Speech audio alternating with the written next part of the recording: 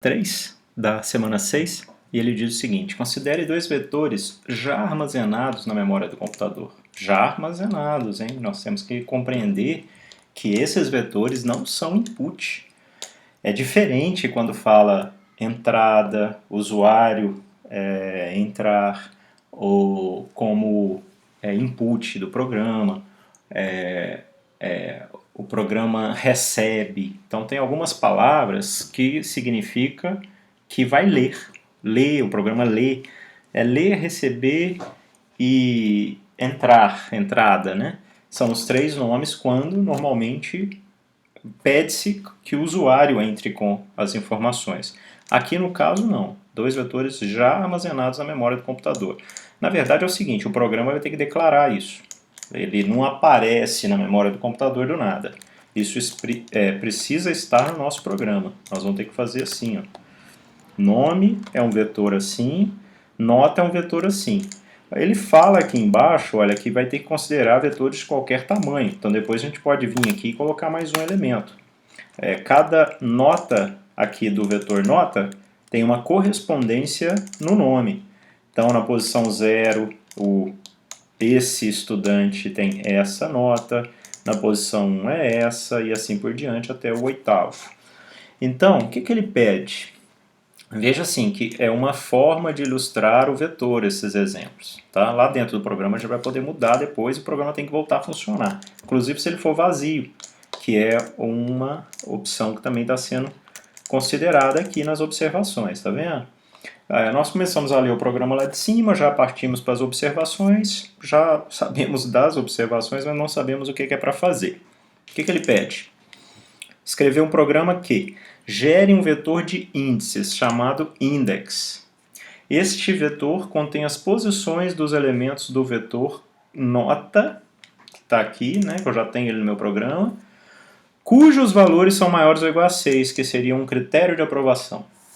Então a primeira coisa que a gente tem que fazer é isso. Se tem nota maior ou igual a 6, é para eu colocar aquele elemento, a posição dele não é o elemento em si, mas a posição daquele elemento é somente o índice. Isso é o índice é posição. E index é o índice em inglês. Ele pediu para criar esse vetor index. Nós vamos ter que criar ele aqui de alguma maneira. Vou inicializar ele aqui, vai precisar, e lá dentro do for agora, a gente vai fazer alguma coisa com ele. Mas vamos lá, o que ele pede também? Utilizando o vetor index, ou seja, sem utilizar o vetor nota neste ponto. Então, no primeiro momento, faça o vetor nota, e no segundo momento, o programa imprime o nome dos alunos que foram aprovados, a partir do vetor nome e a partir do índice. A seguir, o vetor index é ilustrado considerando os vetores nome e nota ilustrados acima. Então, posição 0 tem nota maior ou igual a 6? Não. Posição 1 tem? Tem. Então, você guarda 1 aqui no vetor index. É isso que é para fazer. A posição 2 tem valor maior do que 6? Tem. Então, você guarda. Esse não tem. 4 também não. A posição 5 tem? Sim, está guardado aqui o 5. E a posição final também, que é o elemento número 7. Lembrando que aqui nós estamos começando já a indexação em 0. O Python faz isso.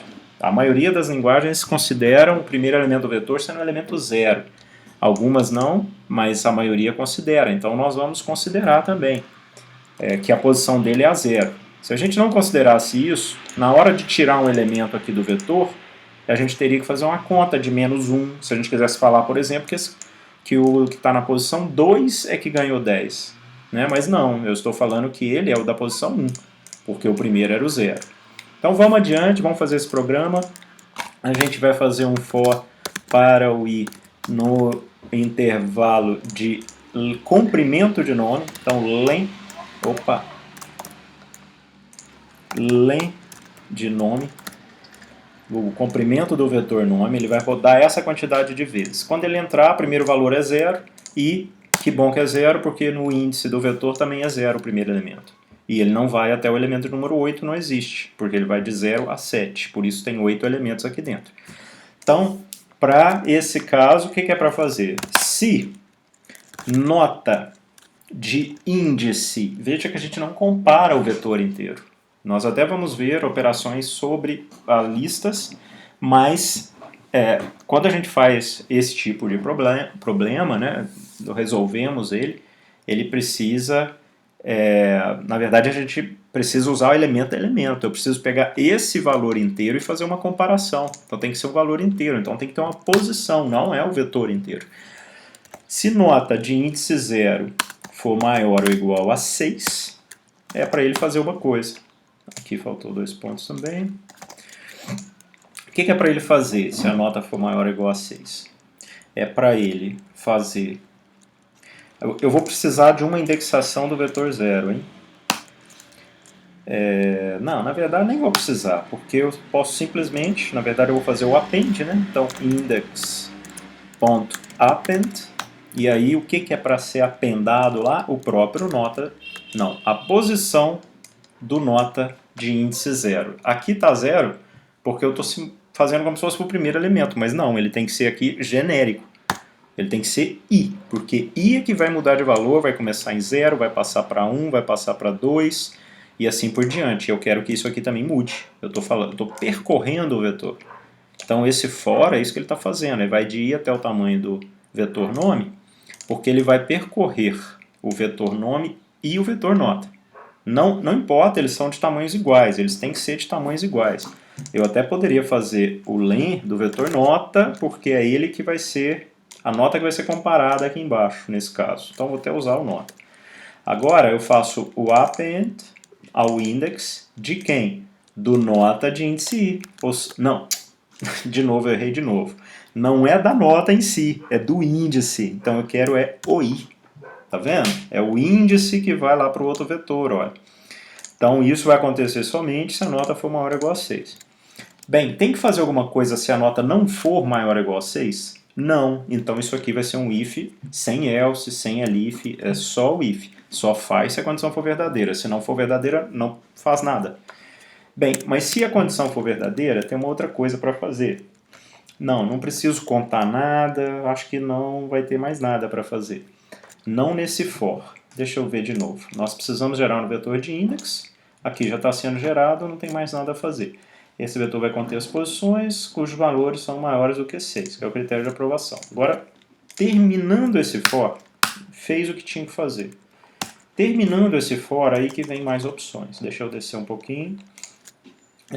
Segunda parte. Utilizando o vetor, o programa imprime o nome dos alunos que foram aprovados. Então agora, o vetor que eu vou percorrer no meu próximo for, e ele tem que ser independente, ele me impediu, né? Não é para imprimir os nomes aqui, ó. Podia dar um printf aqui, podia, mas ele quer guardar os índices, ele obrigou.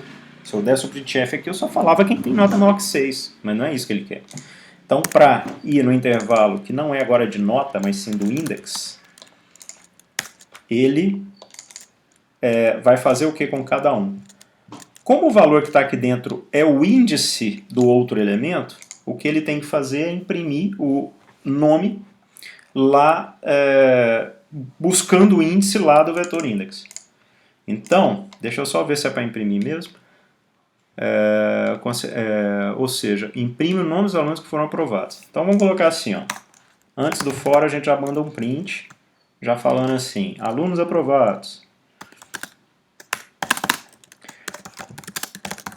2 pontos, uma quebra de linha, já vai dar automático. Aí vem o for. Aqui dentro eu vou dar um outro print, mas aqui já tem que ser um print formatado, porque já vai imprimir variável. E aí o que dentro eu quero simplesmente o nome do aluno que foi aprovado, ou seja, lá no vetor nome, eu tenho que ir em qual posição? Na posição i? Não é na posição i, porque i é o vetor index. O i está percorrendo o vetor index, ele foi feito para isso. O que eu quero é no index de índice i. É isso que eu quero, porque o índice de índice i, o i começou valendo 0. O que vai ter na posição 0 do index? O primeiro elemento do vetor nota que foi maior ou igual a 6, que é na posição 1, que é esse cara. Então, ele que vai estar lá. E aí eu quero, o que é o índice na posição 0? É 1. E o que é o nome na posição 1? Porque o índice de índice 0, o index de índice 0, aqui, esse cara, ele vale 1. Quando eu coloco o nome de índice de índice i, ele pega o índice de índice i, que é 1, e coloca aqui dentro. Então eu estaria falando do nome de índice 1, que é o que eu preciso, é o Canopy que eu vou precisar. Então eu estou imprimindo esse cara, esse nome, e vou imprimir a nota dele. Então aí vem nome dele, 2 pontos, e aí viria a nota dele, que é o vetor nota, mas com esse mesmo índice aqui, porque os vetores nota e nome são correspondentes. Bem, será que terminou o programa? Na verdade tem uma questão que é o seguinte, ele pede para aqui, ó, caso o index não contenha elementos, ele deve imprimir uma mensagem relatando a situação de que não tem, ninguém foi aprovado. E aqui ele não faz isso por padrão. Se o i for 0, não tiver nada nesse intervalo, na verdade, se o range aqui for 0, ele não vai entrar nunca, sabe? Então ele tem que ter colocado alguém aqui dentro no index. Então aqui eu vou ter que verificar se len, o comprimento do index, for igual a 0, é para dar uma mensagem de erro. Então, a mensagem que ele pede é nenhum aluno foi aprovado. Algo assim. Se não, ele manda. Aí vem o else, né? Então, essa outra parte do programa estaria dentro do else. Tá? Inclusive o for. Entende? Por quê? Porque é para fazer somente na situação de ter aluno aprovado que eu quero fazer tudo isso. Listar os elementos que foram aprovados, os nomes e as notas, e escrever antes aluno aprovado, 2 pontos. Somente se tiver aluno aprovado, senão nenhum aluno foi aprovado. No exemplo acima, os vetores em tamanho 8, mas tem que funcionar para qualquer tamanho. Então depois a gente vai tirar e vai ver que vai funcionar. Ou seja, se aqui eu tivesse falado que o len vai só até o 8 porque tem 8 elementos, não ia funcionar. Porque ele não poderia nem ter menos, senão ele ia dar pau. Então eu tenho que falar o length de nota. Se nota vem aqui e muda de tamanho, o programa vai funcionar. Vamos então primeiro rodar desse jeito. Estamos executando o programa, ele já tem um errinho ali. Nós vamos tentar organizar isso agora, olhar esse erro, peraí. Tem aqui nomes que estão entre aspas. Aspas duplas. Eu estou achando que ele só não reconheceu as aspas, tá? Porque eu copiei e colei. Pode ser aspas duplas, tá? Mas aqui ele está com um caractere especial e isso está atrapalhando. Estou até colocando um com aspas duplas ali para mostrar isso, para a gente validar isso. Então vamos trocando todo mundo, colocando com aspas simples.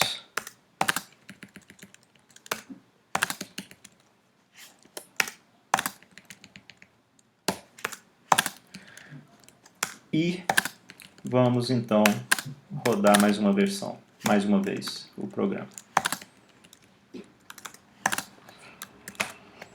Vamos lá. Vamos lá. Uau, o que está acontecendo? Faltou um Fzinho ali para imprimir os índices, hein? Me parece. Ele não está...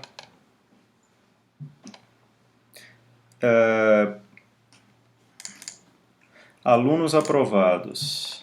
Faltou a chave. Quando eu quero imprimir variável, variável vai entre chave.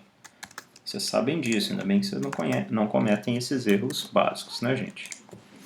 Por aqui, às vezes, a gente comete. Vamos lá. Olha, esse programa, olha que estranho, ele roda sem input nenhum. Por quê? Porque os dados de entrada estão, a gente fala, hard-coded, ou seja, está embutido, está escrito no código. Então, não tem de fato input. Voltando aqui, olha, é o que ele fala, 2 vetores já armazenados. Então é assim, já armazenado e tem que chegar no programa assim. Aí ele está na memória principal, depois que o programa é aberto. E essas informações aqui, ó, são todas em cima desses vetores. Então, realmente o Canopy tinha nota 10, aí o solo também, tá aqui, o amígdala, que é esse daqui, tirou 6,5, o fim não, e o ray tirou 6,4. Então, imprimiu o que precisava. Se esses vetores aqui fossem vazios, imagina, vou comentar esse daqui, vou comentar o de baixo e vou declarar esses vetores como vazios. Tá? Para quê? Para a gente testar o caso do vazio. Se ele pede para a gente considerar, vamos testar e ver que está certinho. Não pode, ele vai imprimir aquela mensagem lá de nenhum aluno foi aprovado, né? Porque ele chega aqui embaixo do programa, né? E ele vem, o index é 0, ele vem imprimir isso. Então ele não vem no else e não faz a parte no caso de ter aprovação. Funcionou também. Vamos testar agora, eu vou deixar isso a parte de baixo aqui comentada, e aí a gente testa agora o vetor nome e nota com diferentes elementos. Então eu vou colocar aqui mais um que vai ser aprovado com nota 8, e esse cara vai chamar Felipe, por exemplo, entre aspas. Pronto, então, lembrando assim que quando o vetor a gente declara ele, a gente usa as chaves, elas são fundamentais, tem que ter, tá? E aí aqui embaixo, olha, é um vetor de quê? De floats. Não tem nenhum valor entre aspas, tá vendo? E aqui em cima é um vetor de quê? De strings. Cada string de cada posição cada elemento de cada posição é uma string. Aqui embaixo a gente sabe que não é uma string. Se eu tivesse colocado assim, ó, ele seria uma string. E ele não ia me permitir comparar se é maior ou igual a 6. Certo? Ele ia dar um erro falando que não dá para comparar. Então eu vou tirar isso daqui. Os valores reais estão ali embaixo, os strings estão ali em cima. E aí a gente pode rodar de novo, agora tendo mais um elemento, né? Mais um aprovado aí na lista, que é o Felipe, tá vendo? Então o programa funciona, desde que o tamanho de nota seja igual ao tamanho de nome, porque há uma correspondência entre o índice de um e o índice de outro. É isso.